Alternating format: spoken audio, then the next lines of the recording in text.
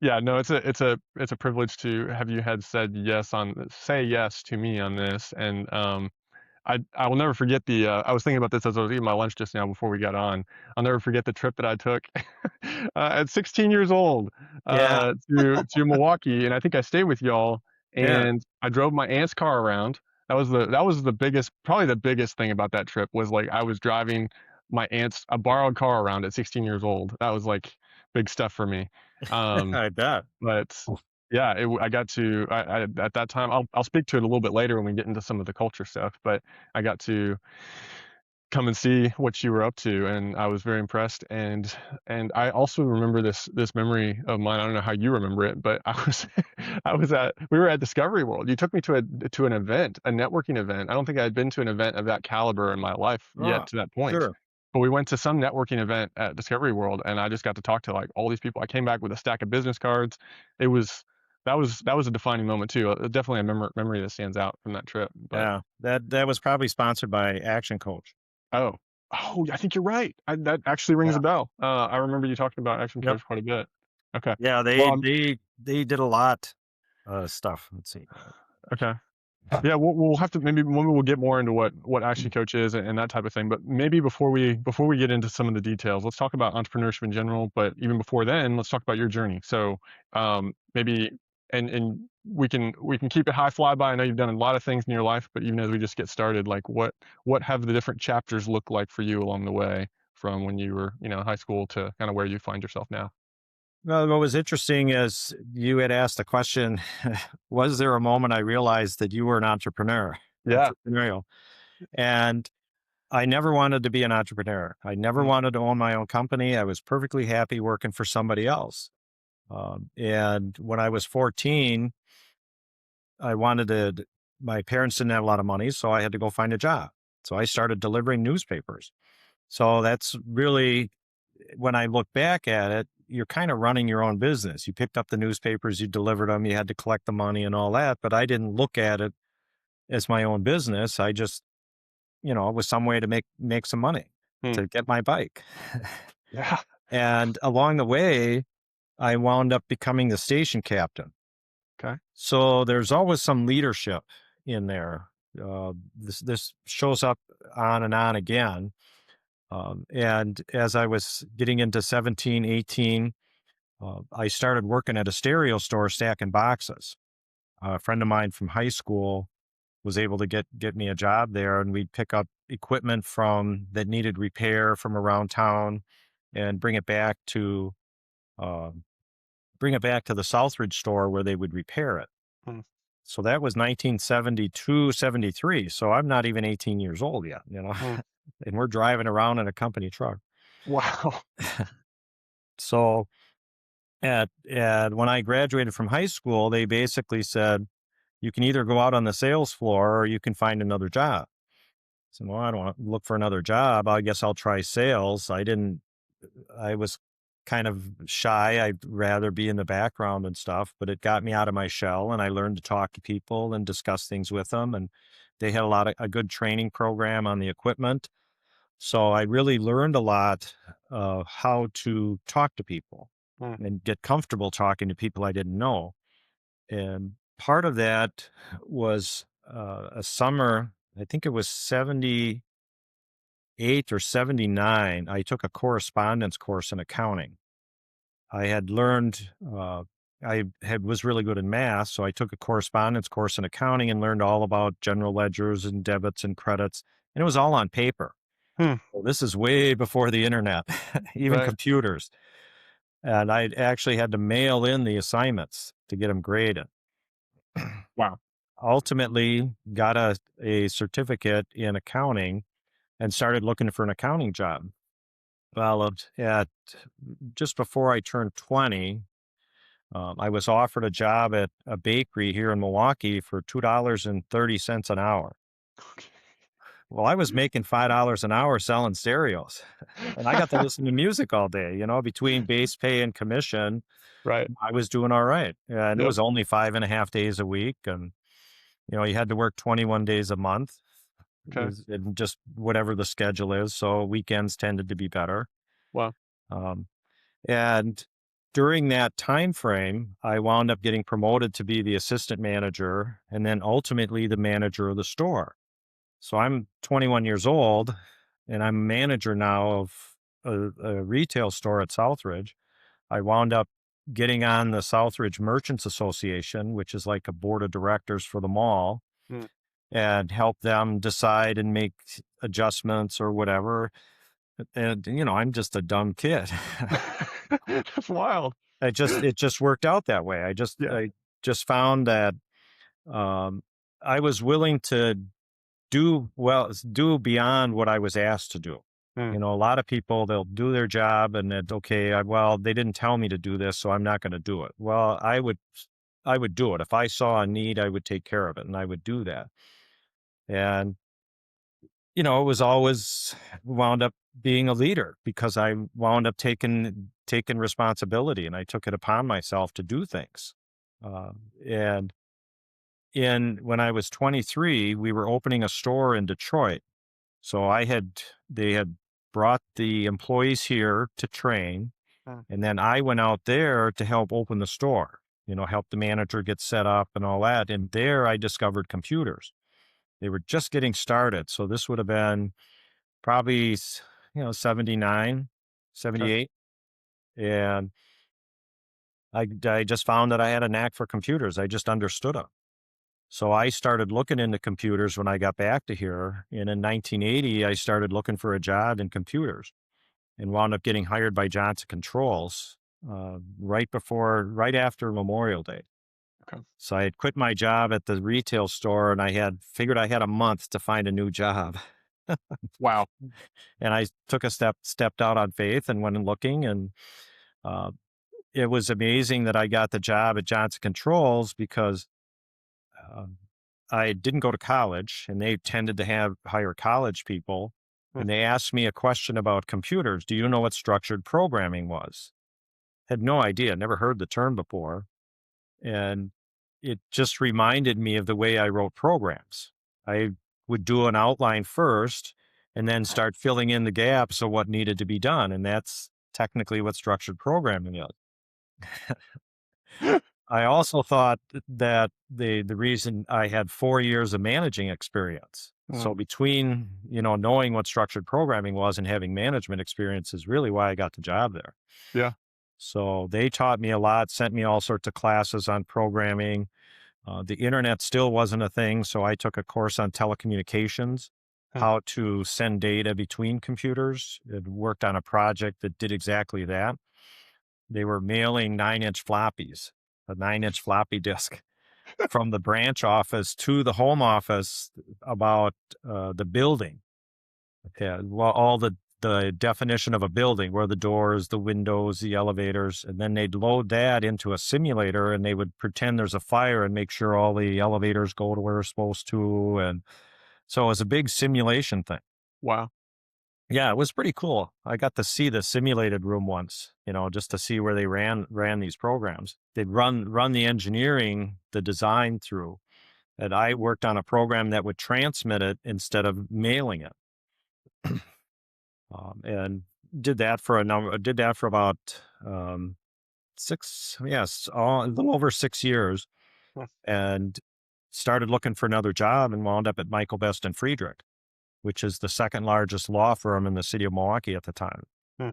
or the third largest. They were the third largest law firm. And I took them from carbon paper and typewriters to the digital age.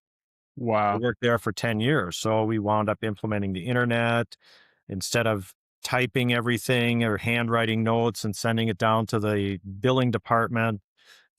Secretaries could just type it right into the computer for billing, all the dictation of the, hours and bill for this, that, and wound up, working there for 10 years, got them on the internet. That's when that became big.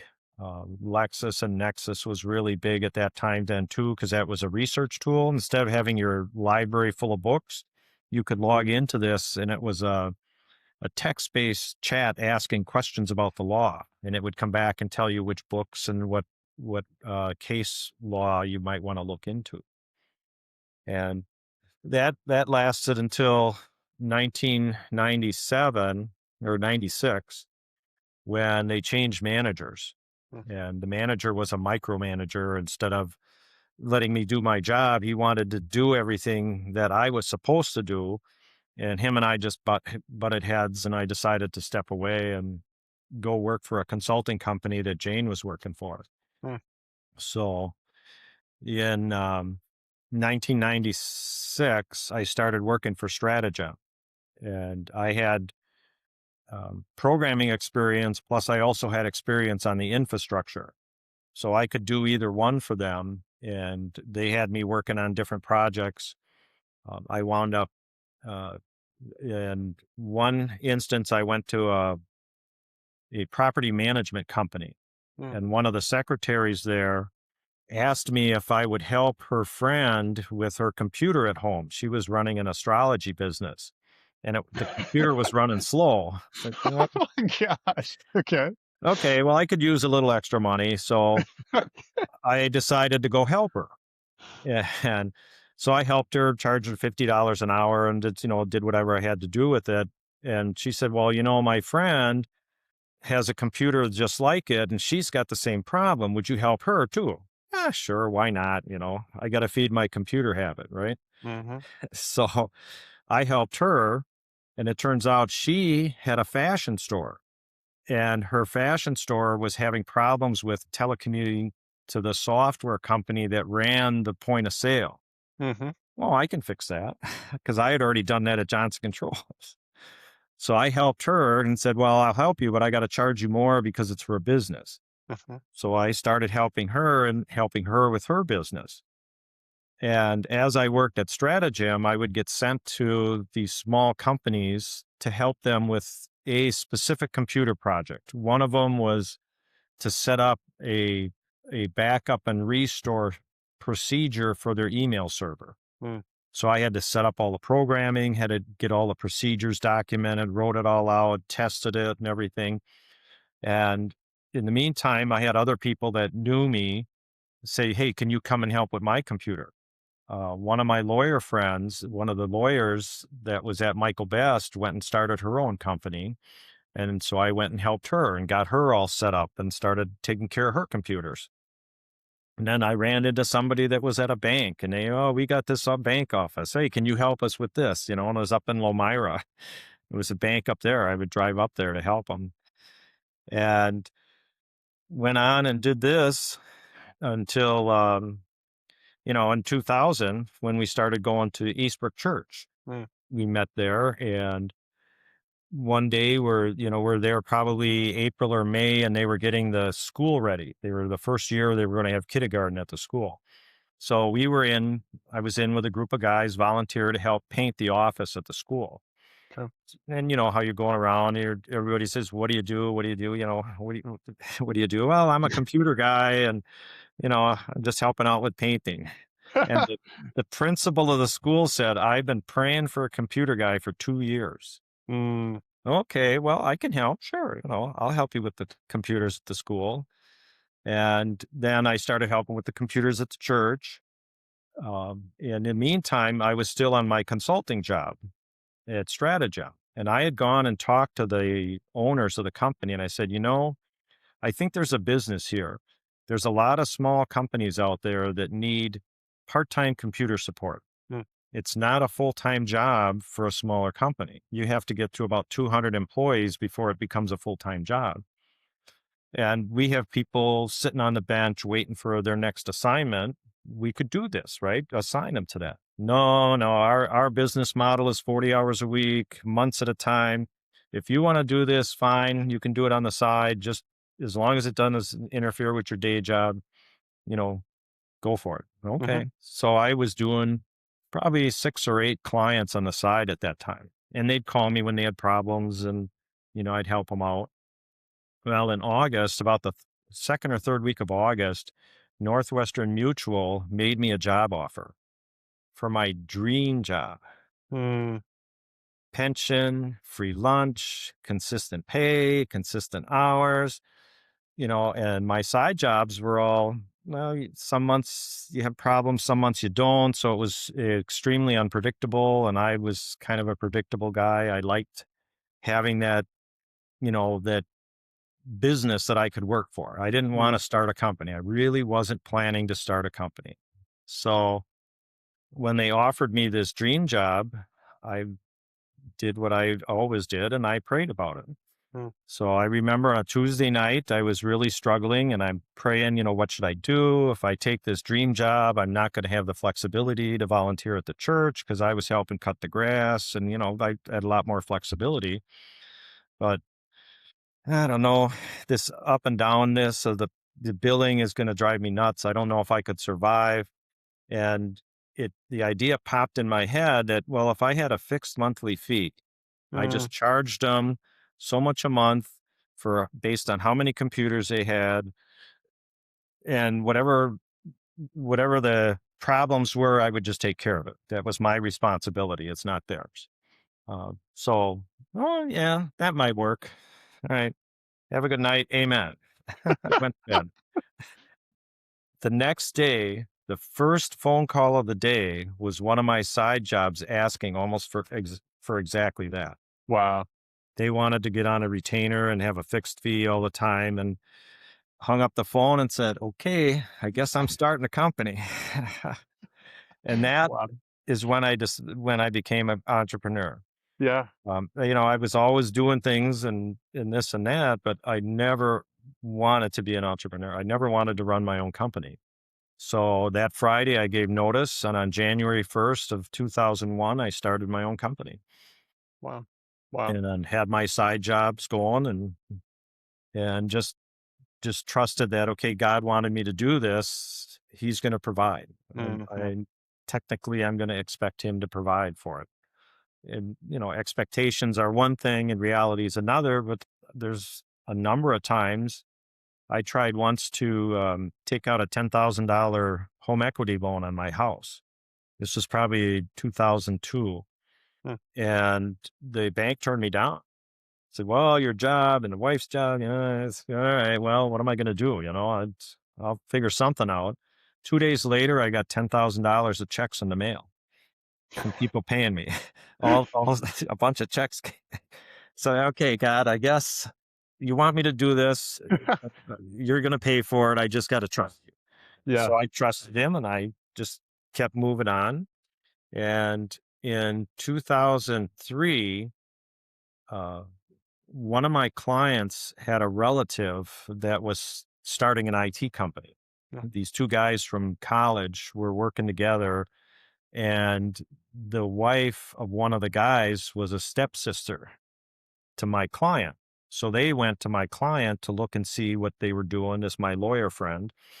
And they liked what they saw and reached out to me to ask if we could work together. Mm, So I said, sure. So I hired them to do a couple of projects for me. And in November of 2024, we decided to merge our two companies and really grow this thing because I was mhm. doing the fixed fee model by that point, and they were just getting started out of college. They had a couple of clients, so we merged the two together and started, doing our thing. Mhm. And we had a name that was called Infrastructure Management for Small Business, because that's Okay. what it was. We were going out and managing the infrastructure. Uh, I am for small, I am for SB, Mhm.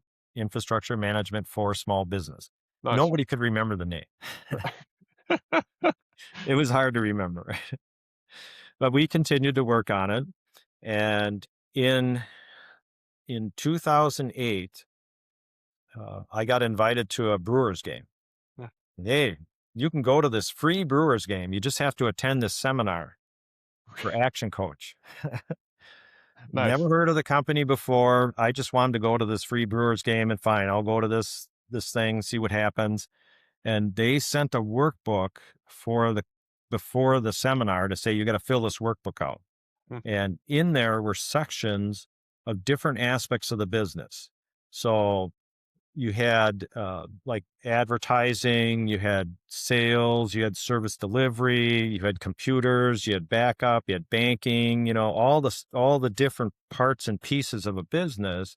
And each page had about 6 or 8 questions about that aspect of the business. mm, Do you have a banking relationship, yes or no? Do you have procedures documented? Do you have a sales pitch? Do you have a documented sales process? All these things. We got all the computer ones right. Are you doing backups and, have internet and, antivirus? Oh, yeah, all that we got, yes. Right. But the rest of the stuff we didn't know. Mm, And the seminar was really action coach talking about coaching and mhm. business coaching. They used the example of Brett Favre. The coach doesn't throw the football, but he helps Brett Favre be a better football player. Mm, So he teaches him better how to throw it. And that's the same thing that they did. They taught me how to be a better business owner and how to pay attention to these things in business. Their definition of a business was a profitable enterprise that runs without you. wow. And It's good. there's a book they had us read called The E Myth, and it talks about a lady that was a baker and how she got, how do you grow the business if great, I've got, 12 clients, but I got to do all the work. I don't Right. have time to do anything else. And so when we merged our two companies, we started hiring people to help, do the work. I actually had three guys working out of my house for a while. It's because that was my office. Yeah. I wasn't one of the San Filippo boys, one of those Yeah, guys San at one Filippo point. worked here, and this other guy named Gene that did all our backup stuff. Okay. We had well, I had one of my living room. Actually, it's my dining room now. Was set up with computer desks in there, and Wow. somewhere I actually have a picture of it. Yeah. But they really taught us how to have run a company. And one of the early exercises was to do the vision and the mission of the company, Mm, and that's where we came up with our vision was creating stability in business computer systems. We also needed to change the name mm, after we merged because infrastructure management for small business was too hard for the clients to remember. right. And we settled on Swick Technologies. So because that kind of rolls off the tongue, Swick Technologies. Mhm. And we started promoting this fixed fee model. We started promoting a team approach to managing technology for a company. You take a small company, and a lot of times the finance guy is the one who's taking care of the computers because he's one of the few guys with a computer. Right. So he has to take care of it. Well, we would go in there and say, well, listen, we can come in with a whole team of people for less than the cost of a full time employee. Mm, In 2009, we had this downturn in the economy. The housing market collapsed. So businesses really gravitated to that message because I can have all my computer stuff taken care of. It's a predictable cost. It's not my problem. It's their problem. So mhm. we took it on. Say, hey, it's our problem. If something breaks, we'll come and fix it. And if it takes us 1 hour or 25 hours, it's the same cost to you. Right. It was a great message. So we wound up doing that for 20 some years. During the coaching, then we wound up with an exercise to find what are the company core values. You had asked about that in your notes, and Mhm. the core values of a company are already there. We had a meeting with all the employees. I think there was 10 or 12 of us at the time. And they asked, well, what do you say is the core values? And we came up with a long list, and then we narrowed it down to our 5 core values, which I had here somewhere. Yeah, the core values. Yeah, the ensure client success, develop relationships, speak the truth, have fun every day, and be passionate about whatever you do. Hmm.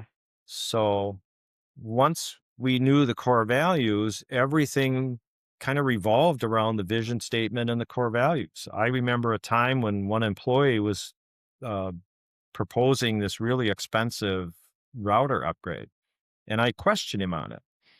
And he said, well, isn't our core value to create stability? What I was going to do is put something cheap in there. He says, no, you let them spend $1,000 and change your sales message that spending the $1,000 now is going to create the stability. So Mm, you don't have to have a $300 router every 6 months, and then the $200 for the service guy and everything else. You put this in 3 years, you're not going to have problems. And it really became a good selling point for us. wow. So the core values, once you have the vision, the mission statement, and the core values, then everybody is rowing the boat in the same direction because they all Mhm. know what the core values are. Over the years, we continued to hire people. Action Coach actually had a hiring process for employees that they taught us. It was real interesting. You put your ad, describe what you're looking for, and at the end of the ad, you ask 3 basic questions and tell them to call a phone number and answer those questions. Okay. So if somebody was just doing, click surfing for resumes, I'm sending these out just so I can meet some unemployment requirement. We never looked at them. Wow. They had to, they called it deselecting themselves. If you weren't willing to pick up the phone and answer the questions, then you obviously aren't that interested in the job. Right. S- And then those people are the ones that we'd actually look at the resumes for. And then we did what was called a group interview. So we would bring in usually between 6 and 8 candidates and interview them all together. We'd ask them all roughly the same questions. The first part of it was to explain what the job is, make it very clear this is what it's going to be, ask them all the same questions, and see how they interacted. When we were doing technical people, we had them do an exercise for solving a problem. So here, you guys go solve this problem. We got the whiteboard out and they figured it all out. And it became very apparent which guys were the leaders, which Mm, guys were pushy because they wanted their opinion, yeah. which guys really knew their stuff, and could Wow. understand what was going on.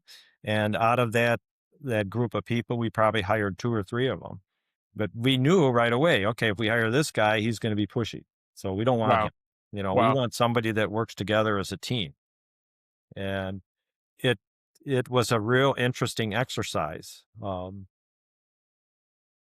And then uh, what do we do after that? Eventually, we got into this book called Traction. Mhm. It's written by Gene Wickman. I may have mentioned it to you before. It's a very specific methodology on how to run a company.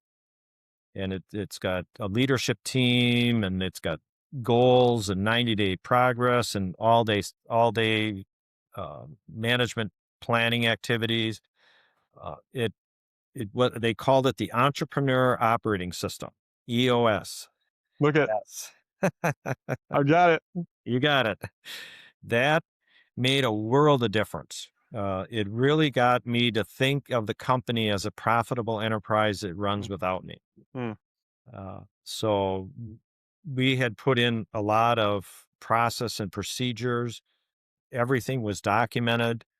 Uh, we had this AM system checks. That was one of the early things that we would do as part of our selling pitch is that in the morning before the company would open, we would check their systems to make mm. sure all the internet's working, the servers are working, the emails all going in and out. And that was something I got up at 4:30 in the morning to do. Wow. Well, eventually I took my wife for our 20th anniversary to Hawaii. We were going to be gone for 2 weeks.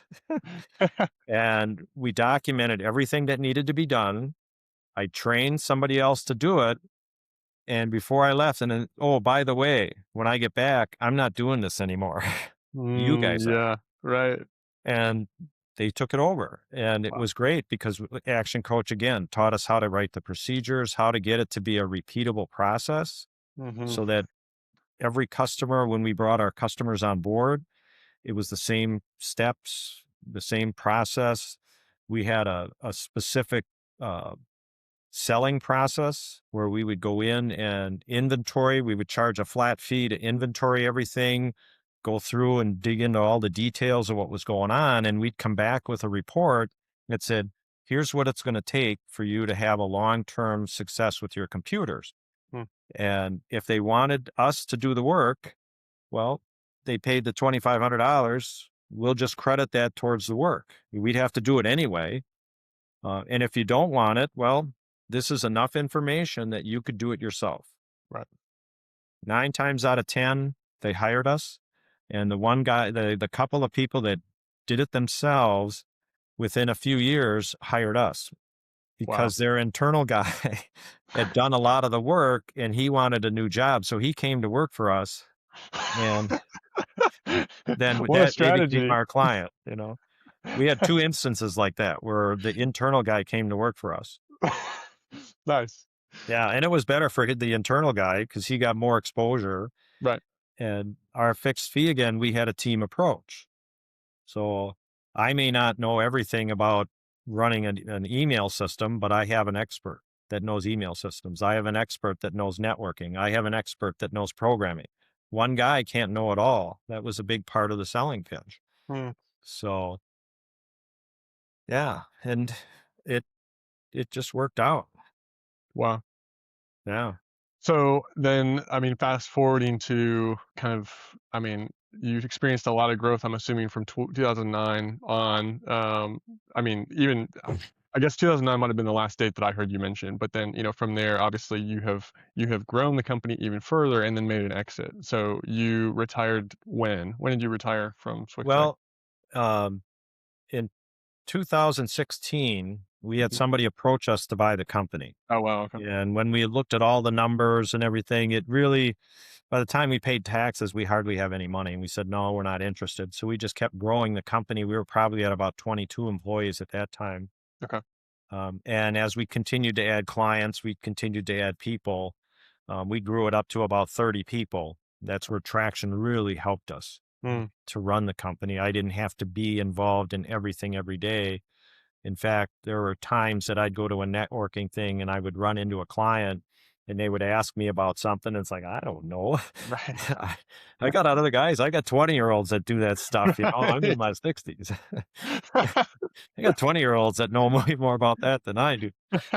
So it was just funny that you really got them involved and they felt like they were part of something. That's Mm, where the core values come in. We would do hiring and firing on core values. yeah. Is in the traction. It's a plus minus thing. Is this Right. guy insured plus minus? Um, so 16, we said no. Well, 2019, towards the end of the year, a company out of Madison came that wanted to buy us and really did offer us a pretty good deal. And basically, it was going to buy me out and then bring my business partner, who was 20 years younger than I am, Mm, bring him on to keep running it and do other things. Well, COVID, we went on a cruise in 2020. At the beginning, we were talking about this and they made us an offer. And I said, well, when we get back from this cruise, we'll let you know.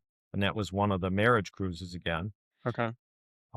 And we got back and I talked to my business partner and he said, well, I'm not comfortable with the terms that they have for me, but I'm willing to buy the company and pay you the same kind of buyout as they did. So I'd get the same amount of money either way, but he would keep the company and keep the name and do what he wanted with it. And I would set the terms in such a way that it didn't ruin the company. I didn't want to ruin it.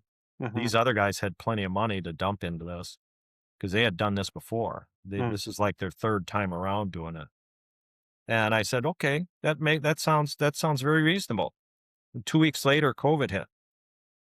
wow. Yeah. So we put everything on hold, and come June, I was really not doing much anymore at the company. I wasn't doing a lot of networking events because COVID shut down all the stuff that I was normally doing, going visiting prospects and, talking to people at networking events. And I said, at the end of 2020, I'm going to retire from the company, whether you buy it or not. I just said, I'm going to get off the payroll. If you want me, I'll be a 1099. I can get on Medicare for insurance. I don't need the insurance anymore. So, and December 31st of 2020, I retired from the company I started 20 years to the day earlier Wow. because it was 20. That's the other reason I chose Right, the date because it was 20 right, years to the day. right. Yeah. Wow. And then in Wow. May, in May, we had the actual closing. We worked with the lawyers over a couple months to get all the terms together. In May of 21, I closed and helped out a little bit here and there that first year, and won a couple of questions in the second year, and went on to find something else to do. Yeah. Wow. Wow, And Gary, what a journey. That is fascinating. I guess one thing I go back to what you've said right from the jump, actually. I didn't realize you were gonna look at being an accountant as well. Like the crossover between the two, yeah, the two domains. That's interesting for my journey too, thinking at one point I was gonna be a IT guy. Well, when I came and visited you, that was kind of what was in yeah. my mind as a 16-year-old. But then finding myself now as a CPA in accounting, I'm wondering if there's something with just the way that our minds work, that kind of applies across domains like that. I don't know. Well, it Um, does, and the accounting thing, it really helped me almost at every job. So when yeah, I was working in sales, I got promoted to be the manager. Well, I understood how to do the books and the right. inventories and turns and all that kind of stuff. There was a situation at Michael Best when I first started working there. I was just the IT guy, and Mm, my manager thought of me just as the IT guy. mhm, I understood everything, what's going on with the finances, but I wasn't involved in it. So right, of course I'm not a finance guy, right? right. Well, the accounting manager, her son unexpectedly died, and Mm, she needed to leave to go to California for like a month. And who's going to produce the reports, the financial reports for the lawyers? Well, I know right. how to do that. So I helped and got all the reports together and produced it. And then he realized that that accounting degree really helped. Yeah, And when I started my own company, because I knew accounting, I was doing all the accounting myself for the first right. couple of years. I eventually, Action Coach had taught me, look at your day and keep track of everything that you do in a day and categorize it. Okay, this was accounting, this was advertising, this was networking, this is actual work doing, helping a customer, Mhm, whatever it is, and see where you're spending your time. And if you can take all of the time that I spent on accounting and have somebody else do it, how much does that free up in my schedule to do things that are more profitable for the company? mhm, Which in a small company is sales. You want to mhm. get those clients in. So I found a part-time lady who was she wanted a job to get out of the house, and she'd come over here every Friday for about 4 hours, and she'd type everything into QuickBooks and get all the billing done and do all the data entry, so I didn't have to do all that. Wow, And wow. eventually, in 2009, we were still, at the early 2009, we were still working out of my house, and Jane said, "That's not gonna work," work because she was gonna have summer off. She was working at the academy. Okay, "You need to be out of here." Well, it's right. just about that time my coach is telling me, "You should get an office." Mm, So we started looking for offices and found one about 4 or 5 blocks away, about 2,000 square feet that fit right into our budget. And we signed a 3-year lease, and I moved out of my house. And in 2009, we had a big open house. We had the alderman there with the big scissors to do a ribbon cutting. And wow. we had invited people in to walk and again to network and just kind of show off what we're doing. Mm, And then we outgrew that and moved out to New Berlin, which is when you came out. You were out in New right. Berlin, Okay. and that was a similar deal. We had rented the main portion of the office, and there was this little triangular section that the landlord said you can have for free for 3 years. You just got to pay the utilities. Mm, Sure. So we used that little triangular section for a conference room and a training room, yeah. and then we had more space than we knew what to do with all the employees, but the laws of infinite vacuum dictate that you will fill the space if you have it available. It's another But one of those action coach laws, good for growth, I guess, good maybe for is what growth. you're Yeah. saying. Yeah. And, when we had 30 employees, it wasn't jam all the pack because we had private offices were already there. We didn't have to do a lot to revamp the office. Main thing we had to put in was wiring and cubicles. Mhm, The company that was there before had a lot of the stuff in, but they took all the cubicles with them. okay. So we had to redo that and buy furniture and put in some new bathroom fixtures, that kind of stuff. But Wow. the the coaching is as expensive as it sounded, it really helped our company grow. Mhm. Mhm. And yeah, we were probably hovering right around $1 million until 2008, and then it jumped up to the $4 and $5 million area. And when I sold it, we were doing about 6 million a year. Okay. And I've talked to them since, and they've almost doubled that. Wow. I have Wow. not. I don't have access to the financials, but Yeah. um, they worked on some client that it was interesting. It was an investment company that owned a lot of little companies. Mhm. And two of the little companies that they owned, we were doing work for. Hmm. We had already had contracts with them. Right.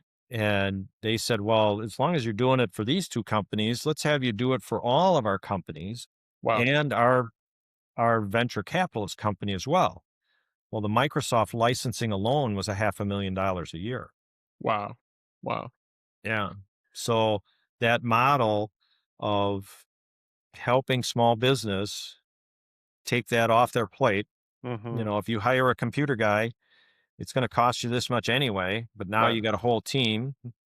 A big problem with the computer companies at the time were I'm the computer guy for your business. Mhm. I decide to go work for somebody else. Right. Well, you might as well come with me because you already know everything, right? I Yeah. already know everything, so you're going to come along. Right.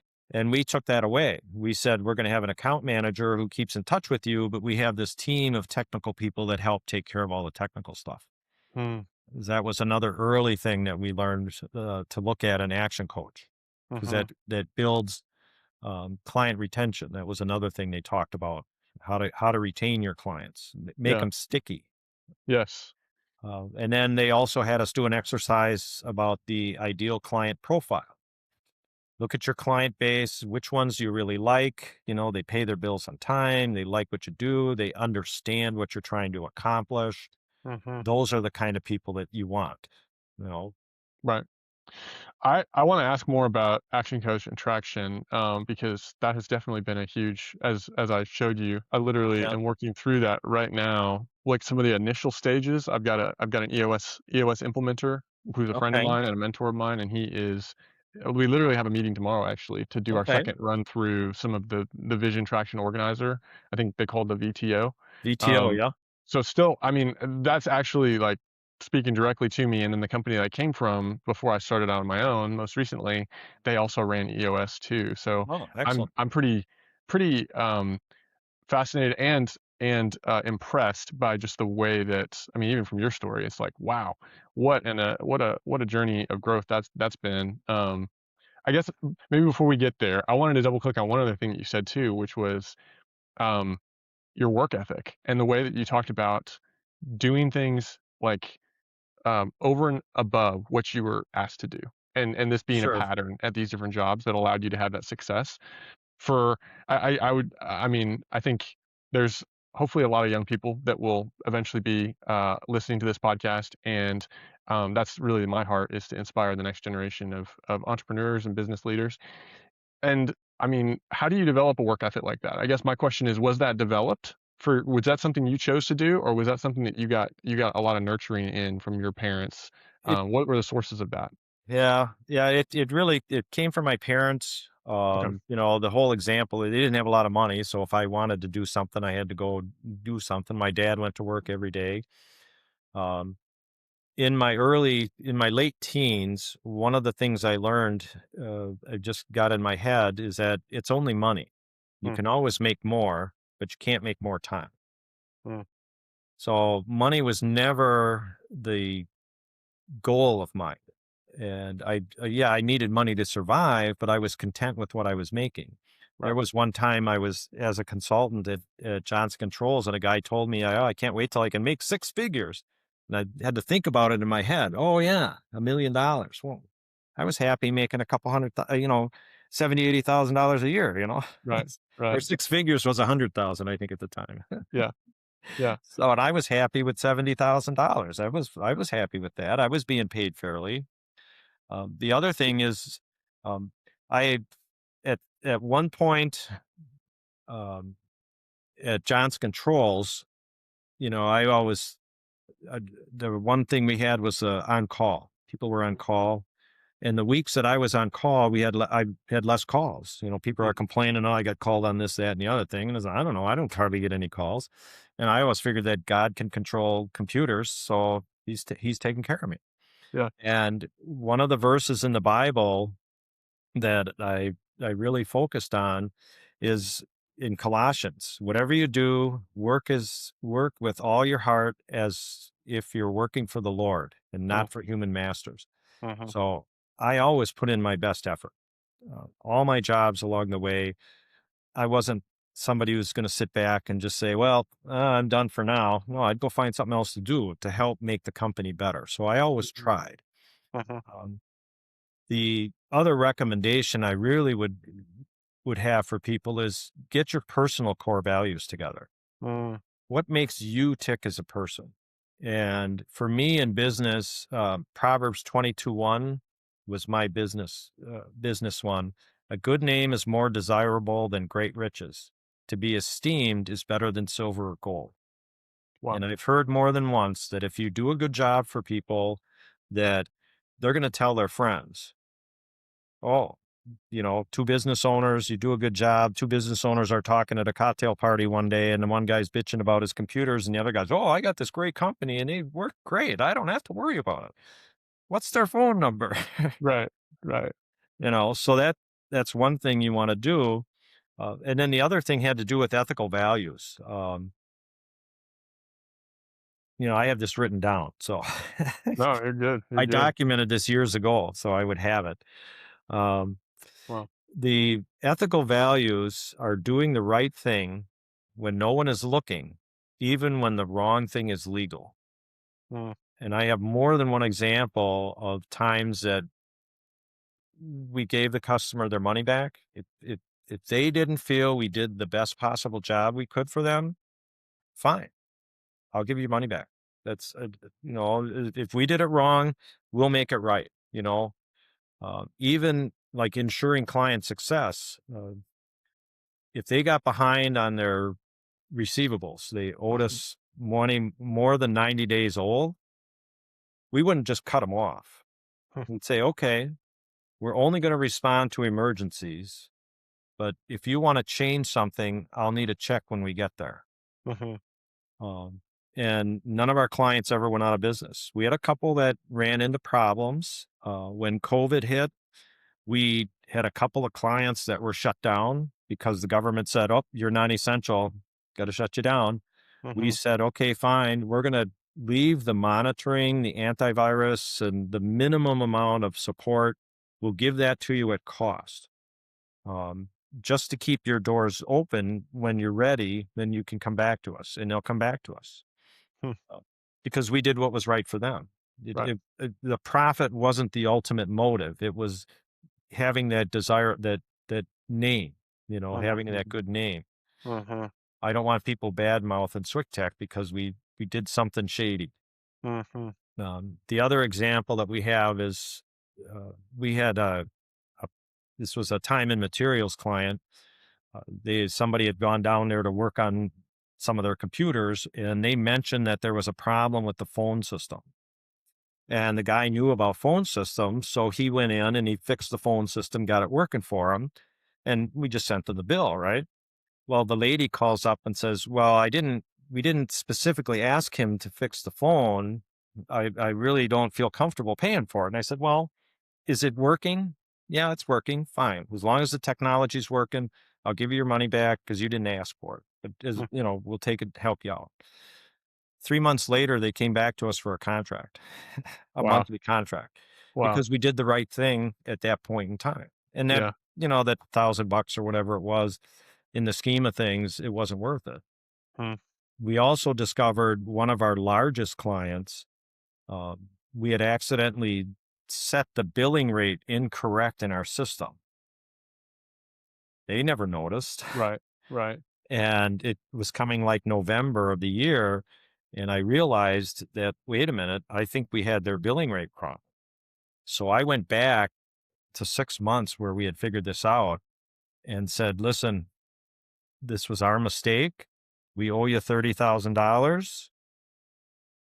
put a credit on your account, and when we use it up, we'll let you know, or do what you Wow. want with it. We can either Yeah. give you a refund or you can just put it on account.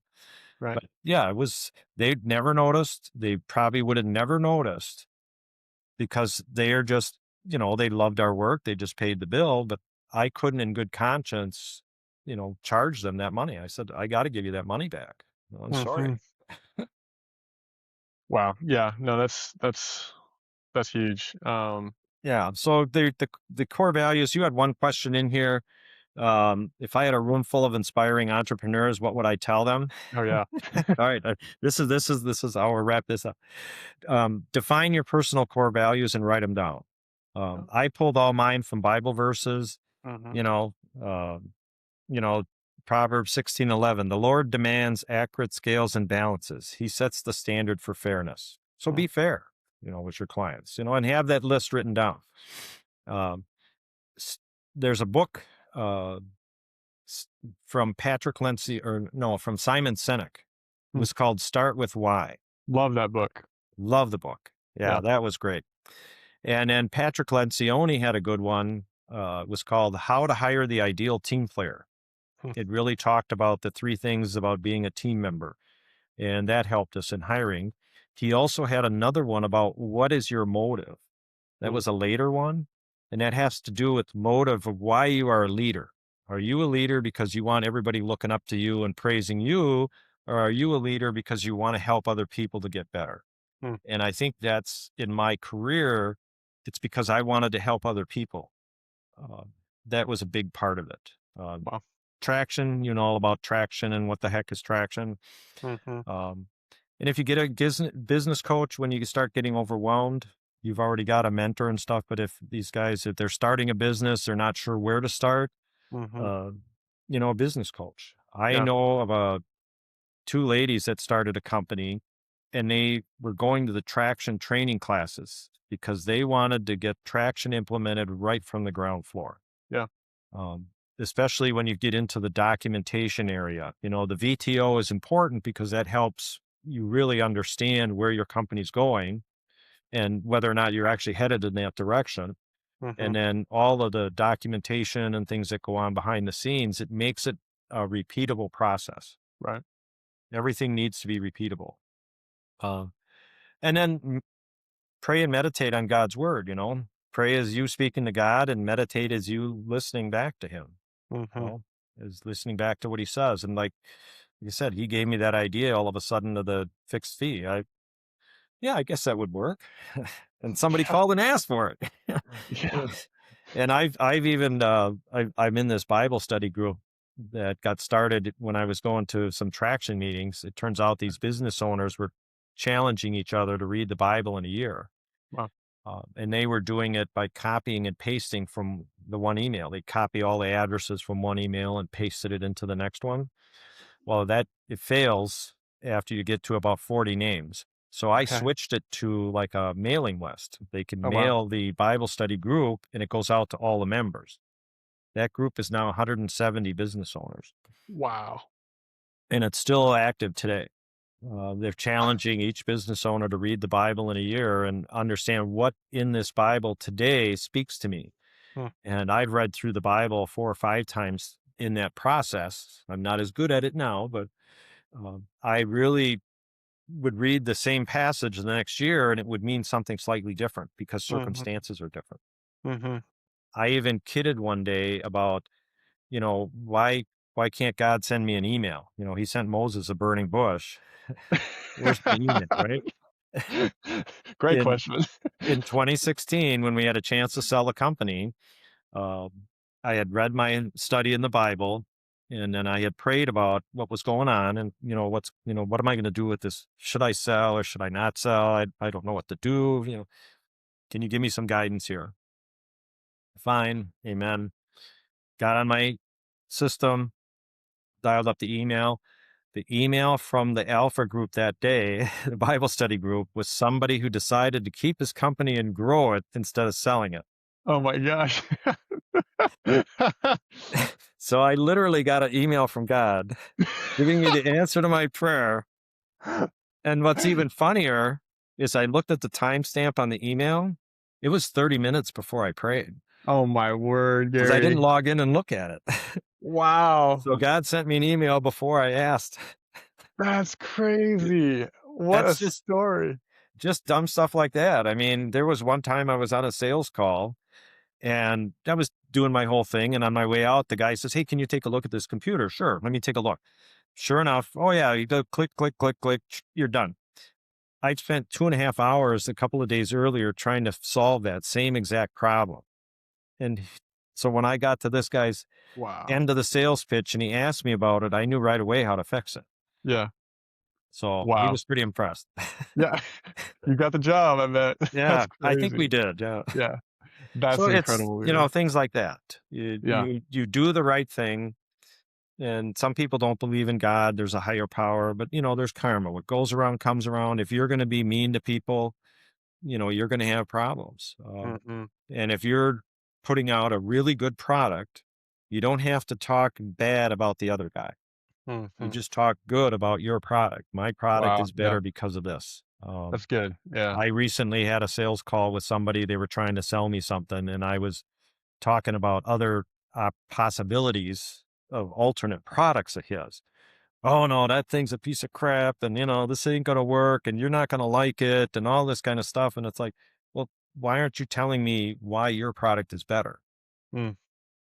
Be a Wow. positive sales force instead of a negative sales force. So, Wow. Yeah. but business ethics and you know, again, people will. What did somebody told me once? If you do the right thing for people, the money will follow you. Yeah. You don't Yeah. have to chase the money. Mm. Mm. And I would always spend a little bit more for the extra value because of the value. It's worth the extra money. Yeah. Anybody who buys the cheapest of everything is going to have a problem. Right. And I just say, yeah, maybe we weren't the cheapest, but we're going to be the best value and you're going to have less calls. And our fixed fee model, the first 90 days, yeah, we were probably in negative. But after that, Mhm. we were always being paid more than the time we were putting into it because we took the Mhm. time to do it right the first time. That was one of Mm. the things I learned from my dad. Mm. If you're going to do it right the first time. Wow. Yeah. What did your dad do? He was a carpenter. Okay. He built rough housing. Okay. He'd do rough framing at houses. He Mhm. could he could do almost anything. That in the end, he was building freezers for some company. He was Oh, going wow. out and installing these giant walk-in coolers. Okay. Um, but he just always said, if you're gonna do it, you might as well do it right. Mhm. Um, Mhm. and I can tell you some jokes, but I don't know if you want to put those on the podcast. Okay. It really sounds like, yeah, you as we all do, in some form or fashion, some positive, some negative, for Yeah, each person, their story, just profoundly impacted by your parents, and their right. work ethic carried you through so much, and set you up for success in so many ways, which I Yeah. think is really cool. I Yeah, it also was, feel and the one thing, and when we were a kid, on Saturdays we cleaned the house, Mhm.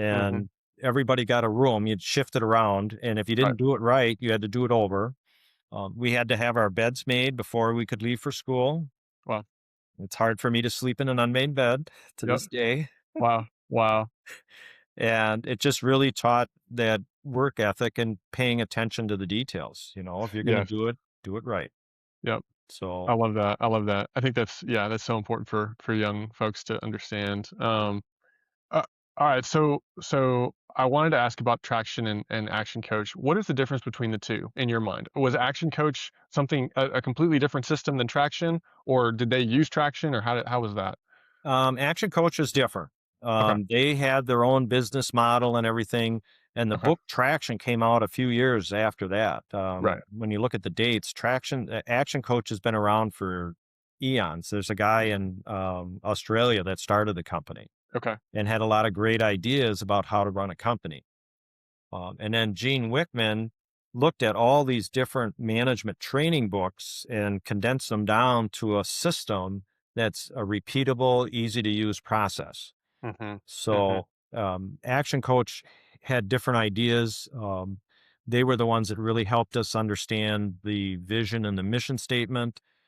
They helped us with the core values exercises. They helped us with some of the advertising, but we ultimately hired people to do Okay. advertising for us. We were doing it internally for the first few years, but then eventually, you understand, oh yeah, I'm spending so much time on advertising. If um, I'm, how did they put it?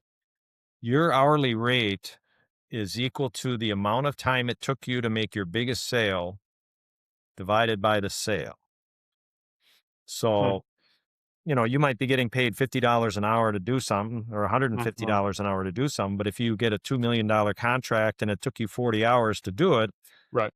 that's, $50,000 an hour. Yeah. Okay, I should be doing more of those activities. So as Right. you break down your activities, you look what kind of value you're getting out of those activities, and it helps you decide, well, geez, if I hire somebody to do the paperwork, I can Mhm. go out and sell more and get more clients in, which then equates to a full-time job for the paperwork guy and then employees that you can keep busy. I gotta use that analogy with my accounting services, salesmanship over here. Yeah, A good word. There's some, accounting clients that could use that mentality for sure. sure. Yeah, just Imagine if I just keep. take care of your accounting for you, how much money you'll make making a $2 million sale, like, Well, that that's kinda just thing. it. How much time are you spending on it? That was one of the Right. exercises they had us do. I think they had us do it for a week, which because how many how much time do you spend doing sales calls and how much Right. time do you do paperwork. The other thing they taught us too was a default calendar. So Mm, you set your calendar, okay, Mondays from 9 to 11, I'm going to make sales calls. And from 1 to 4, I'm going to do paperwork. You'd have every day, you have a certain amount of time is blocked off on your calendar. okay. So as I, you know, got up in the company, I said, well, on Wednesdays, I'm golfing every afternoon at 2 o'clock. So Right. if you want me, I'll be on the golf course. Yep. And I just blocked it off in my schedule for the whole summer. Right. That's And great. now with electronic calendars, you can schedule something for the whole year Yes. and just have that dedicated time. One of the So other things I ran across too was in Hidden Brain. There okay. was an episode called Deep Work. Mm, It was about having focus time that you don't get interrupted by anything. You turn mhm, off your phone, you turn off your email, you just focus on whatever it is that you need to get done for that task. Because they okay. did studies that said if you get interrupted doing a task, it takes you a while to get back to where you left off on the task. Right. So that was another thing that having a default calendar, it blocks it off. Yeah. We had those attraction. You got your regular scheduled meetings, your management meetings, your regular monthly meetings, and all that kind of stuff. That was another good one. What was the other thing about distractions? I don't remember now. There was another point that related to that. Yeah, well, I was gonna just make sure I understand. So traction and Action Coach, you did those simultaneously, or did you No, kind of quit with Action Coach and then you went and jumped into EOS eventually?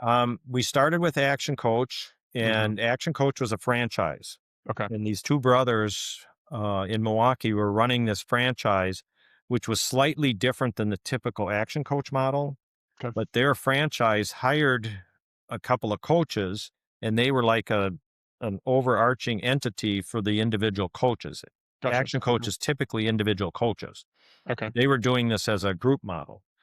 Well, at some point, they wanted to deviate from Action Coach, and Action Coach said, no, you can't have it as a franchise if you're going to deviate from our stuff. Right. So they started their own company and started using Action Coach, but then got involved with something called Pinnacle Forum, Okay. which is another business coaching company, but they use all different tools. Hmm. So EOS is just one of their tools. Pieces of Action Coach might be one of their tools. They just can't Okay. call it Action Coach because it's Right. franchised and copyrighted. Right. But there's other um, management programs that work better for different types of industries.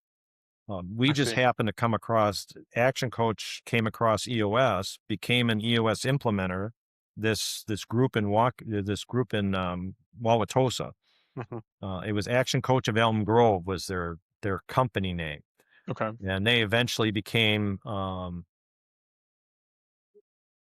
SBC, Small Business Consulting, I think is what they Mhm. ultimately became when they broke away from the Action Coach franchise, became Small Business Consulting. And they're the ones that brought us traction. And Okay. they had a guy that was a traction implementer. So he came and he had experience with HP. He had worked at HP for a number of years. Oh, wow. So Okay. he was natural for having him as a coach for us because he understood the industry. Mhm. And he went through the whole traction and helped us implement it, helped us understand it. Um, and even he would even facilitate our all day meetings because Mhm. every month, every quarter you would have an all day meeting. And then every year you'd have a 2 day meeting. Right. Well, one time I tried to facilitate the meeting myself. We didn't have Okay. the coach there. Yeah. And I found that I spent more time trying to facilitate the meeting than participating in the meeting. Interesting. So we stopped doing that Okay. and Okay. we paid the extra money and had the coach there because he would do the facilitation and Mhm. then the management team would work on their different pieces and parts and all that kind of stuff that relates to the meeting. Yeah. And I think in Traction in the book, there's a whole agenda for the meeting. Um, I might even have the workbook still, the Okay. facilitator's guide. Yeah. If you want a copy of it, I'll scan it in. Okay. Yeah, no, that's one of the things that my, my EOS implementer friend, mentor guy, he also says a lot when he's talking to prospective clients is like it's so helpful to have an outsider come in and I mean obviously he's trying to sell himself. You Sure. understand that. But to your point, he just experiences that with a lot of other business owners is like they spend so much time and they don't realize it oftentimes, but they spend so much Right. time trying to facilitate that they can't be involved in discussions like they should be Yep. and then also you need someone to play. How does my friend Blake say it? He says, you need a ref in the room. You need That's someone who right. will call people out and say, hey, not fair. Like don't go there, or Yeah. you need to are you guys picking up on what's going on here? Conflict is happening. Blah blah blah. Like we need to work Yep. through this, that type of thing. So people can smell like an outsider can smell the issues a lot better than sometimes people on the inside can. It's very So true. Yeah. Another um, another book that really helped us was the oh shit, no, I forgot the name. Oh, not the if ideal it's team important, player. it'll come back to you. Yeah, it's just you were talking about teams. The five dysfunctions of a Oh, team. yes. And then there's the five benefits of a team is the opposite one. But the five Okay. dysfunctions of a team was one of them our coach made us read as we were going through the traction implementation. The whole leadership team had to read it Oh, wow. Okay. to help understand how the team needs to work together. And that's where the facilitator comes in because he can call the guy out. Say, hey, Right. I don't Right. want to call out my buddy, but the facilitator, he doesn't care. Yeah. It's You know. crazy how ubiquitous those books are becoming now because I actually have that one on my shelf back here too. I don't know if Okay. it's a blur back there, I'm sure, but that's a great read, and I've also Yeah. benefited a lot from that. Um, So yeah, okay, your so coaching clients, you could be coaching them on traction. yeah, well, could be. I mean, I've at least floated the idea of doing some business consulting, more generalized business consulting in Yeah. addition to the accounting. Obviously, it's a similar target market, oftentimes, um, Right. small business owners, mid-sized business owners, but speak to I guess one of the things that I'm really curious about now having you this is I don't think this is on my outline that I sent you but I think you'll be able to resonate with it. Speaking of traction and your journey of implementing that and the leadership team and kind of your journey from being a very involved business owner to being on the outside or like able to play golf on Wednesdays, every week in the summer and kind of letting your business run without you. Inherent in that is this um, necessary step of letting go of control. How was that for you? How was letting go of control for you? What would you say about that? What was that journey like? It was hard because I Yeah. wanted to inject. myself into every situation. I would see somebody doing something. Oh, I can help with that. No, no, no. Yes. So I eventually got to the point where we all agreed. We had a company meeting and said, okay, it's time for me to start winding down, especially when I said I was going to retire. Yeah. It's time for me to start winding down. I'm not going to come and look over your shoulder. If you need questions, come and see me. I'm here, Mm-hmm. but you're the one that's going to have to make the effort, not me. I'm Mm-hmm. not going to go out and search for help you with your problems. You got to come and ask me. And the people really got on board with that. Mm-hmm. Um, and then the documentation, there's another story I have with that. I was primarily doing the accounting stuff. So I was like the CPA of the company. So I took care of most of the paperwork, and we had a data entry person for a while, a couple of times. And part of the whole action coach thing was to document and traction. So I started documenting everything that I did, right Mm-hmm. down to the screenshots and clicks and, Yep. fill in this to the field and all of that. Um, and we had our accounting person leave unexpectedly for a medical problem. So we did interviews, got a person, and said, "Well, I only saw her for 2 days before I Mm. went on vacation. Okay. I got her into the logged in. I got her into the documentation, and then I'll say, I'll see you in 2 weeks. Yeah. Good luck. Right. Call me if you really get stuck." But she wound up learning 80% of the job just from the documentation because I had taken the time to do it. Wow. So I spent the better part of the last year working there, doing just documenting what I did. And Mm-hmm. really, I specifically would sit down and I would start working on something, and I'd open up one screen with the documentation and then do my stuff on the other screen and copy and paste and just fill it out. Okay, does that read? And Mm-hmm. and it makes a huge difference. And even now, I still do that, just not as much as I should, Mm-hmm. because I'll Mm-hmm. do something, some one-off project for a spreadsheet thing, and then I can't remember what I did to get it that way. So I got to Right. look up. And now I've been documenting that, especially as I look towards, what's going to happen with this Bible study group if I'm not around anymore. Is Mm-hmm. there somebody going to want to take it over? How can Mm. I turn it into something that can live beyond my lifetime Mm-hmm. and be scalable? Because that's the Right. other thing they talk a lot about in traction is how to scale it. How do you scale your company? What do you need Mm-hmm. to do to grow it? That was another exercise that we went through with the coaches and stuff, Yeah. looking at how to grow the business. Is franchising the right model, or is it, you want to hire more employees, or do you want to buy a company and kind of bring them into your fold? Mm-hmm. I mean, we looked at all those different options at one point in time. Yeah. Yeah. Um, it's crazy to me how for you it was almost so accidental that you got involved with this coaching thing, but then Yeah, it seems to have been the single most, from what I'm hearing, and I've heard you talk about yeah, this before, Gary. It seems to be the single most important factor that probably was part of your business at any given point. I mean, I don't know. yeah. Correct me if I'm wrong, but it No, seems no, like you're absolutely correct. it has made It such an was, impact, and it just came from a Brewers game that you just wanted to go to, kind of thing. yeah. Like, okay, I was working my side jobs, yeah, and I don't know who it was, if it was one of my clients or somebody that I had known and interacted with. I might have been their marketing company. There was a okay, marketing company I was working with, and it might have been them who had this extra spot and said, "Hey, you might be interested in this. You want to go to the Brewers game and sit in on this seminar?" I said, "Yeah, sure." right, Hey, let me wow, check my calendar. Oh yeah, I got that. I can make that day off.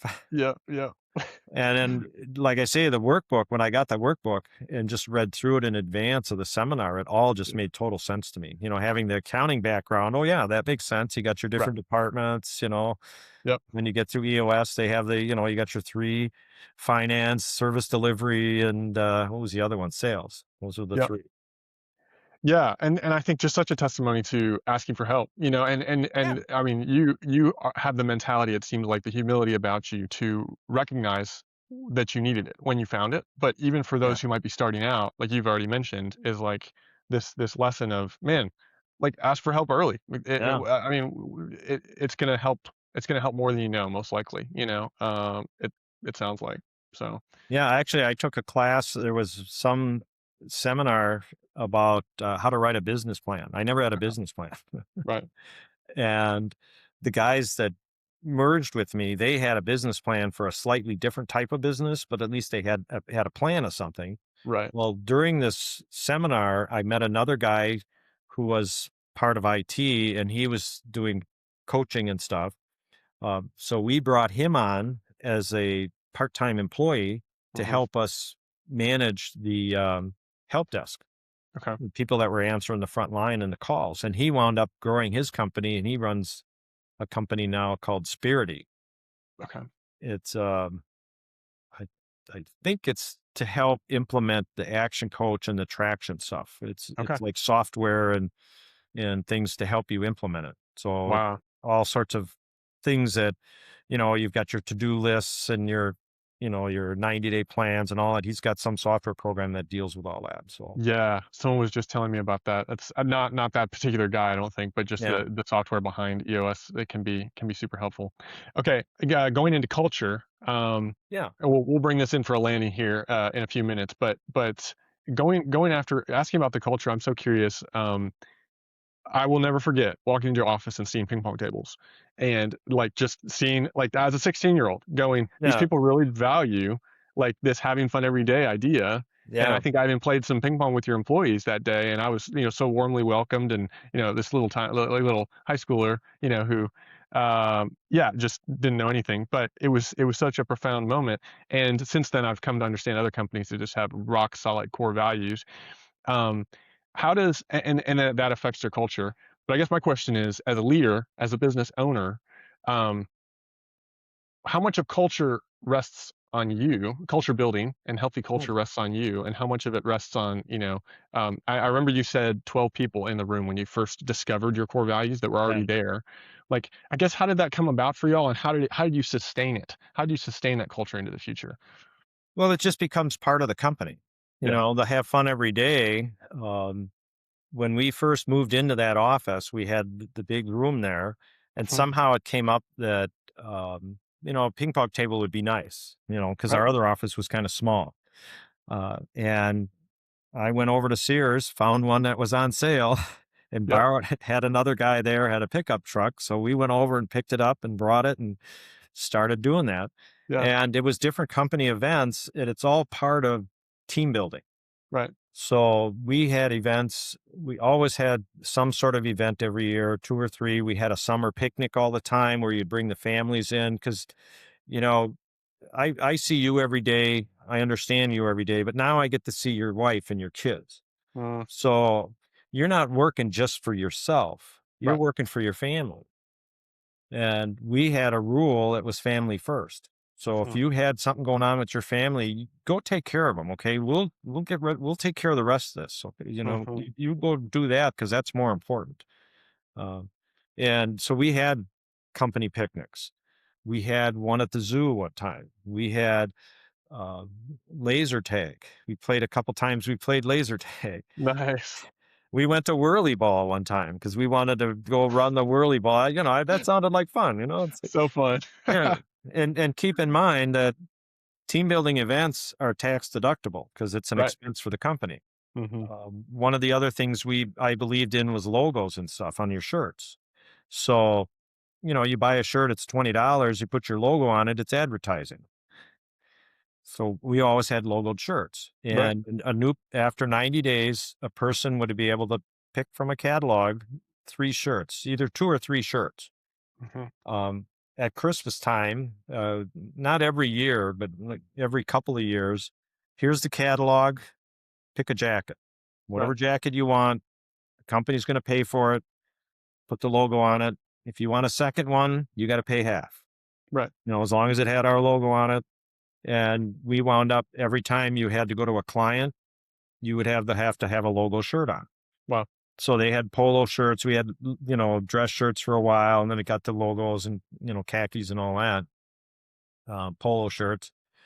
So that was always fun. Uh, Mhm. and it just, whatever makes the day fun. You know, Mhm. we have, they started doing this, repuddles. They had a putting green set up. That's No the way. latest thing.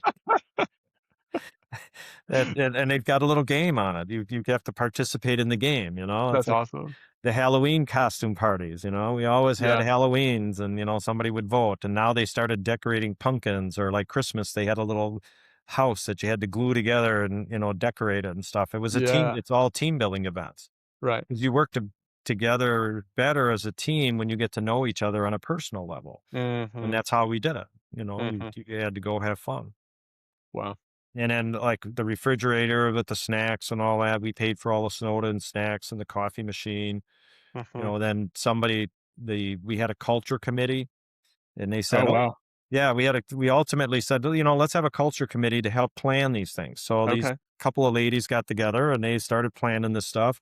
They realized that all our snacks were unhealthy. So I said, "Well, then find a healthier alternative." So we've got all these crazy snacks that are healthier, stuff from Wow. Israel and that, but it's all healthier snacks because that was important. It's what's important to the employees. Well, how can Yes. the company support what's important to you Wow. in the context of the company and the money we're going to spend anyway? We're going to Mhm. spend money on snacks. Why not get something that the employees like? Right. We had one guy that he lived on the snacks for a while till he till he got a little more seniority and got some of his finances in order, but Oh gosh. which is fine. Yeah. And then, That's really I cool. always had my soda in there, so hey, Yep. whatever Yep. soda you want, put it on the list. Yeah. That's fantastic. Yeah. Um, okay, switching gears just a little bit. Talk about I would love to talk about, something that every entrepreneur, every business owner is gonna encounter at some point in their life, which is challenges, setbacks, difficulties, um, and particularly when you take responsibility on, for, in your case, 30 Mhm. people by the time you ended, maybe even more than that, I guess. Um, It that's roughly a worked, weight. That's yeah. a weight to carry, and you're ultimately responsible for their livelihoods in some sense, right? Because you're bringing in sales and for them. I say all that to say it's just there's a lot of pressure even if you're a solo. I mean, even if you're solo, just to make it as an entrepreneur. And there's good days, there's bad days. It's an emotional roller coaster. Maybe Yep. two things. One, did something come to mind for you as a like one of the biggest challenges that you experienced during your time running Swick Tech? And then two, just more of a daily routine thing. How do you structure your day, or what are things you do during every day to um, um, weather the storms, the difficulties well? Obviously, two questions there, two different questions, but Yeah.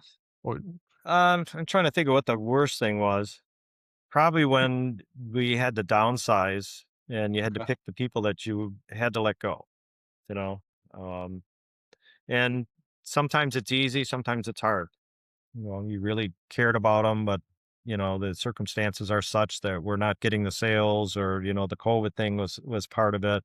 right, Or it's really harder when the person is not performing. It's easy when the person's not doing their job. The one right, guy just wasn't getting his work done, so I said, I can't take this anymore. I given him multiple chances. It's time for you to go find right, something else. So those are tough.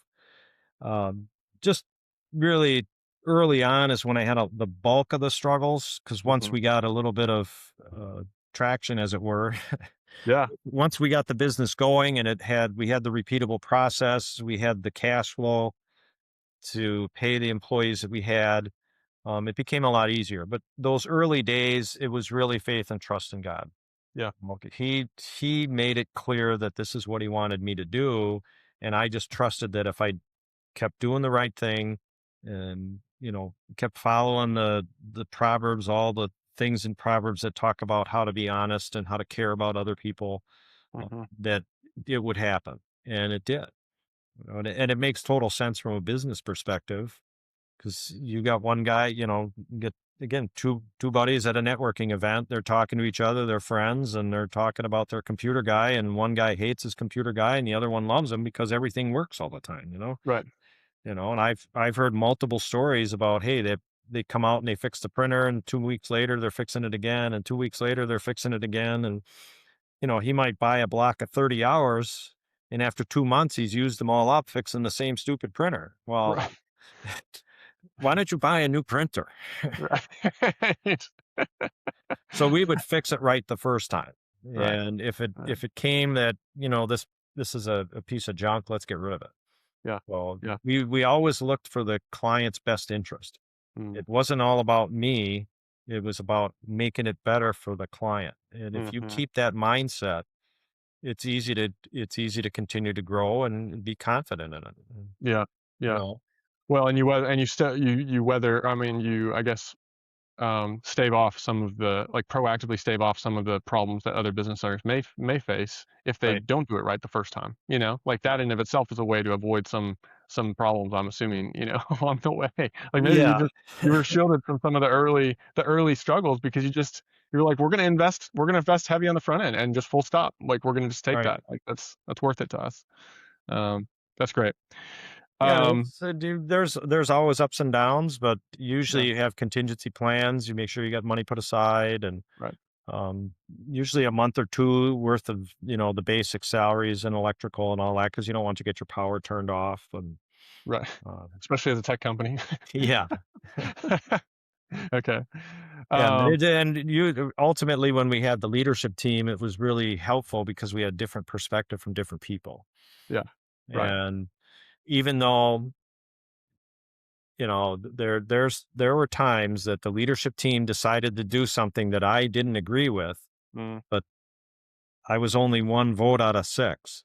mhm, So I said, okay, I'll work with you on it. I'm not going to fight it because, dysfunction of a team is for somebody to undermine the rest of the team. We decided as a team, this is what we're going to do. So I'm going to support it and we're going to do this. And lo and behold, it was successful.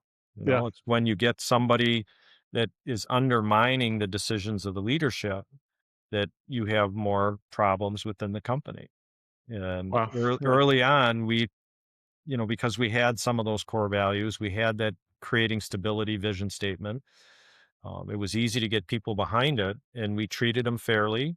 mhm, We gave them the time off. We had rewards for length of service. So I think there was a 3 year or 5 year, 7 year, and 10 year. When you got to 10 years, you got a $5,000 bonus and okay. extra time off. And we made one guy take his vacation because he wasn't taking it enough. And I said, "You Oh, need to wow. take your vacation. You're out of here. Yeah, yeah, Go." wow, wow, And it that's was good good. for him. It was like a sabbatical. Yep, It really helped him clear his head, and he came back a better person. So wow, you're not. It goes back to that profit motive. If all you care about is the money, you're gonna have a lot more struggles when you care about mhm, the employees and you care about your clients. Then you're going to do better. And yeah, there's a difference between a customer and a client. So just so you mm, know, I, mm, I use the words interchangeably, but a customer is a one-time thing. A client is somebody who comes back over and over again. wow, that's good, okay. So you have clients, you don't have Yeah, customers. yeah, that's good, Gary, wow. Okay, let's talk AI before we Oh yeah, wrap this right. So up. we didn't even get to that. We didn't even get to AI yet. We'll get your hot take, and then we can let you get back to the rest of your day. But obviously, you have seen so much Yeah, iteration and change since 1980 or about whereabouts, 1980 wherever. is when I started. Yeah, Yeah, so 1980 through 2020, and then obviously to this point as well. Um, I have, I guess I would love to hear your perspective on where you see us right now in this current moment with AI. What do you think the biggest change will be in 5 to 10 years if you had to kind of take a wild guess based on what you're seeing? You have a unique vantage point. yeah. Well, for one, when I turn 90, the car better be driving me to work. Okay. Yeah. Yeah. We took a Waymo in Arizona. It was a Oh blast. gosh. Yeah. Some people are freaked out about it, but I Yeah. I trust in God. If he can calm a storm in the Yep. middle of the sea, he can keep this Waymo from getting me killed in a car accident. Right. And what's the worst that can happen? I could die and go to heaven. Okay, Yeah. well, Yeah. how bad can it be? So I just trusted it and I thought it was cool, and it was really cool. I think Yeah. you're going to see a lot more of that. There's a lot of research stuff that AI can do. I didn't use it a lot early on because it was pretty lame. And about 2 years ago, I was helping a Bible college find a printer. They had their Mm, printer had died. And I said, well, I can get on Google and search and do this, that, and the other thing. But they had vendors, so they talked to their vendors, got a couple of quotes from the vendors, and they said, "Look these over and see what you find." All right, well, let's see. Let me try AI. Mm, So I typed in the question, "Which of these printers has the lowest total cost of ownership?" And then I copied and pasted the list in there. I had it all in a spreadsheet. And it went through and explained toner supplies and this and that and all these and came up with this one has the lowest total cost of ownership. Oh, and then because I was using Microsoft Copilot, it asked me, "Do you want to know about supply costs?" mm, Sure. What are the supply costs? Oh, what is the longevity in print? And it just kept prompting me and I kept asking it questions. yeah. And knowing to ask it the right question, it did all the research for me. It gave Mhm, me links to the articles, everything that I needed. I could have spent 3 hours just finding the list of printers to begin with, but it did a lot of the analysis for me. So you're going to mhm, see AI do a lot more of that grunt work analysis.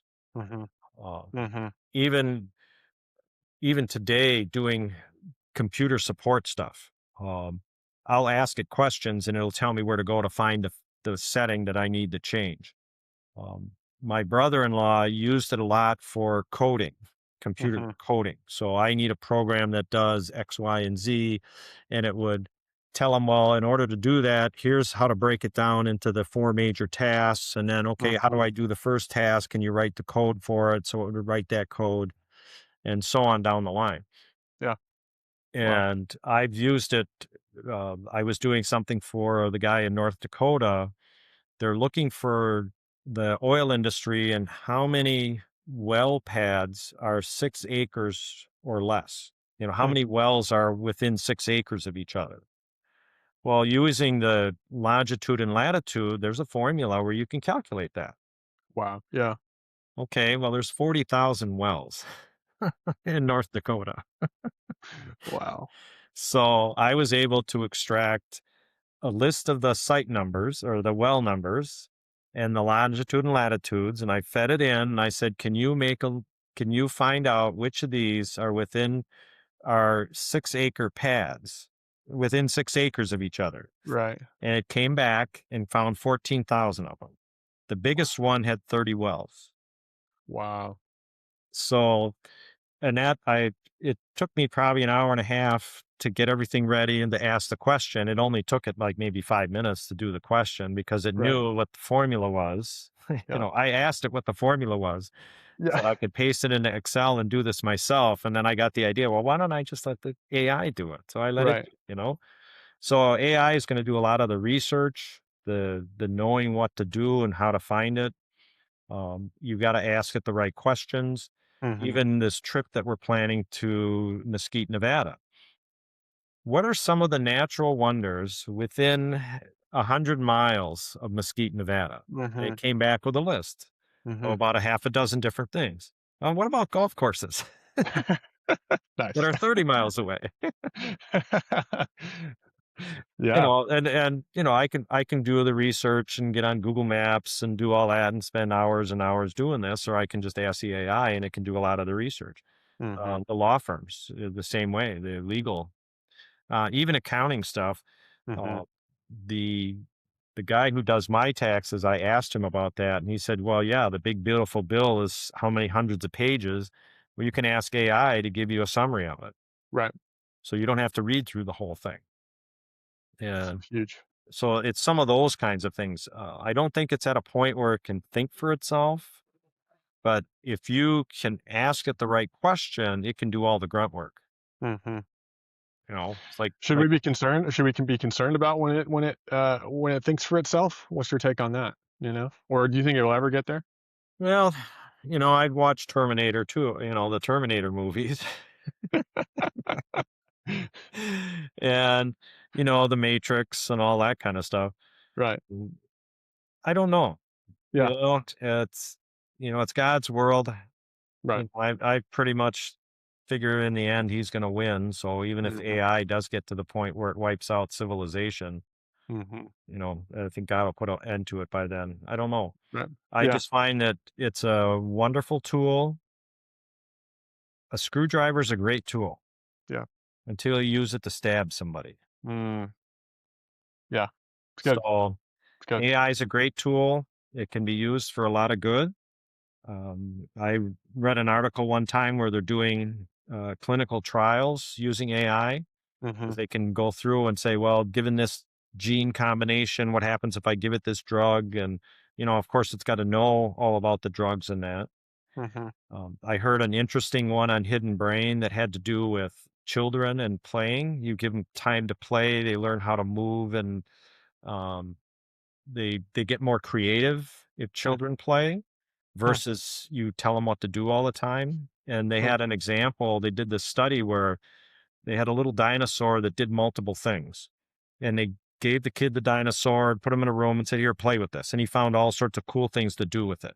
mhm. Then they took another group of kids and they said, "Look, this thing's got this horn." And they put them in a room. Most of the kids, once they knew the horn, that's all they did. They just Oh, played with the wow. horn. They didn't Wow. figure out all the other stuff that they did. Yeah. And they referenced some AI with the robots that they give them time to play, where they can Mhm. learn how their arms move and what they do and how they can perform tasks and stuff using their arms and legs.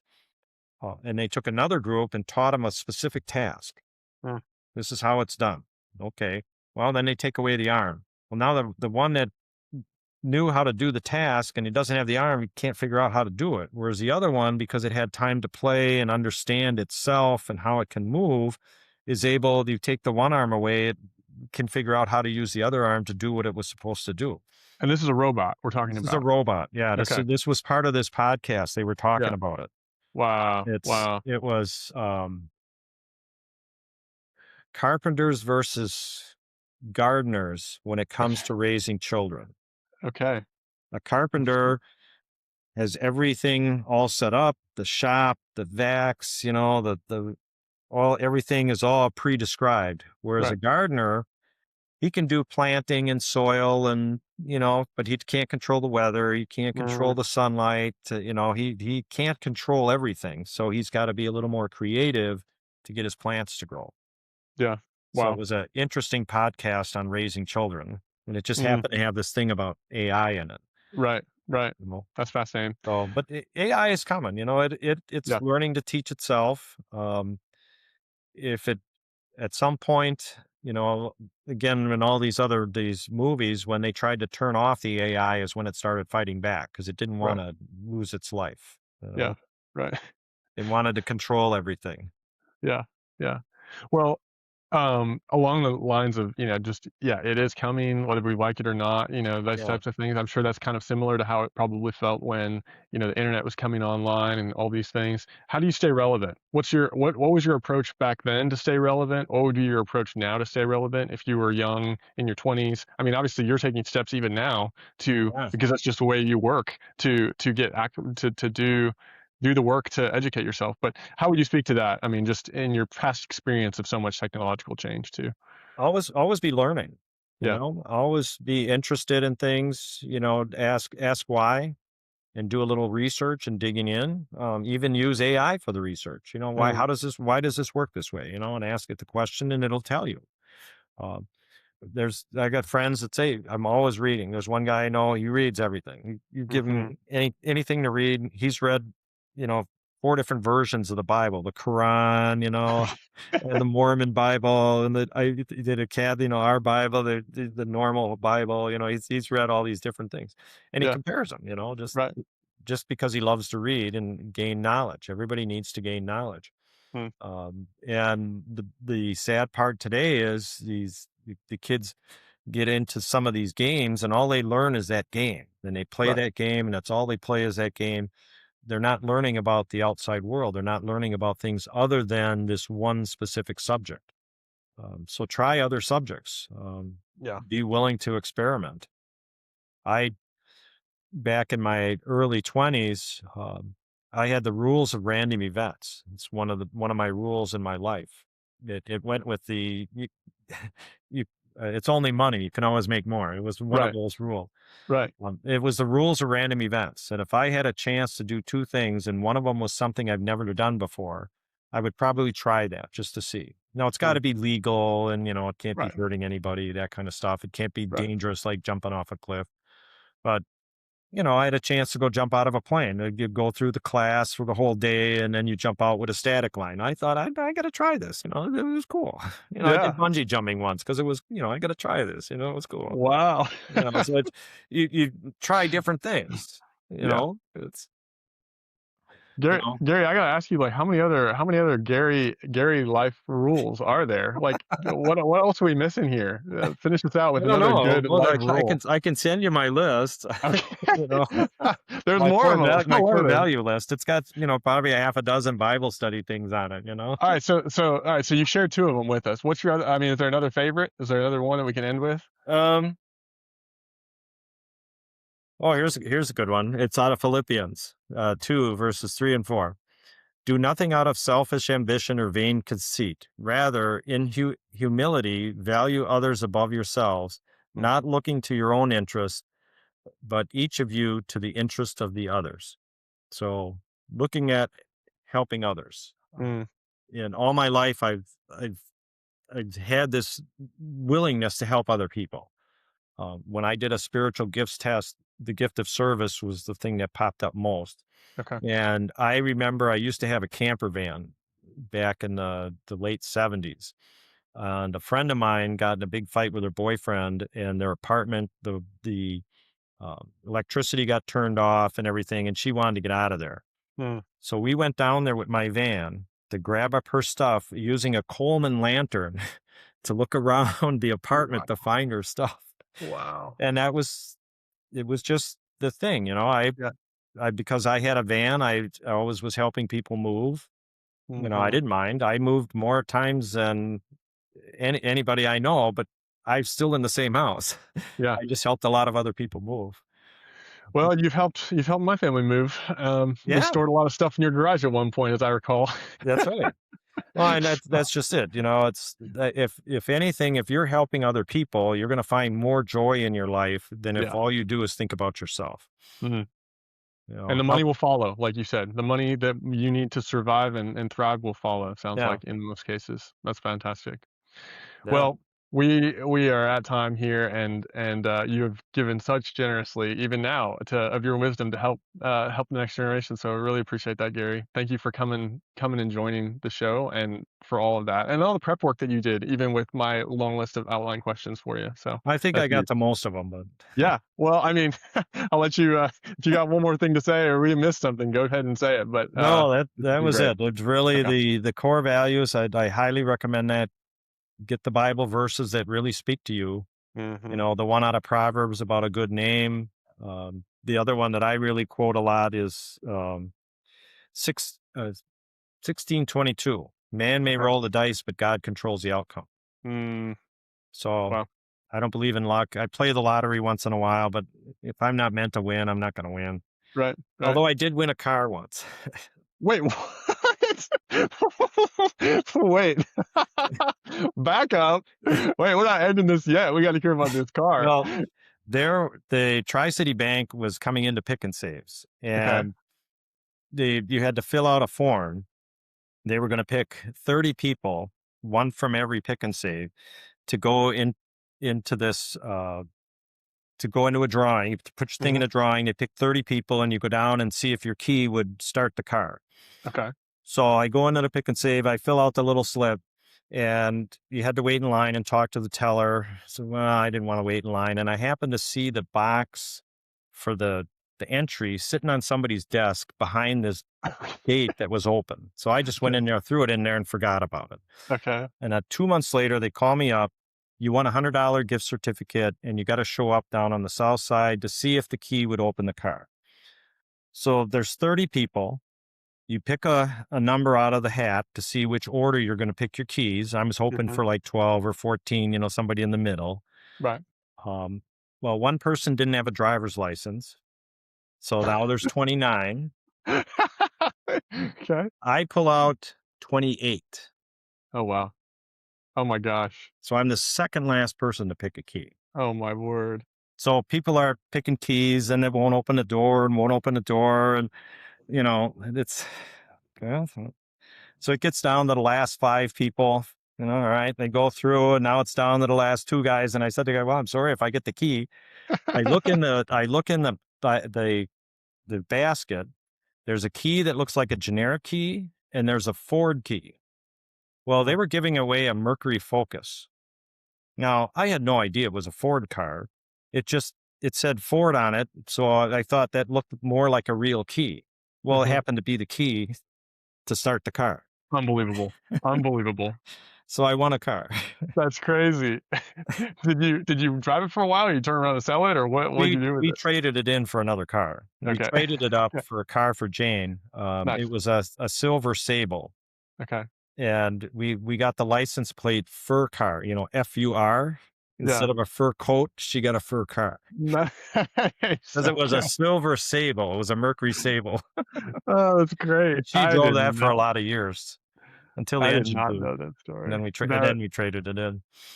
that's wonderful. That's Yeah, but that's hilarious. here I am, the second last person to draw a key, and there again, God controls the outcome. Yeah. Yeah. So, Wow. He knew you needed a car, I guess, at that point, or and actually it we was a did, gift. because Yeah. Jane's car was getting old and it was having problems, and, Wow. it just worked out. It Okay. was one of those things.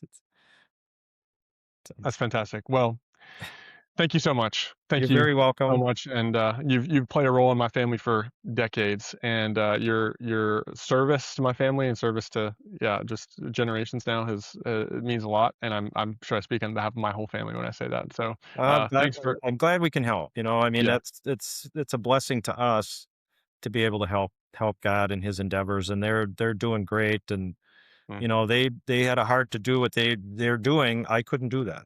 yeah. Yeah. Well, each person plays their role too, and I'm learning that about the business world as I step into it as well. We each have a role to play in the kingdom of Yeah. God advancing, and love to hear how you have played yours. So, with that, we'll end this episode here. But until next time. Thanks, Andrew.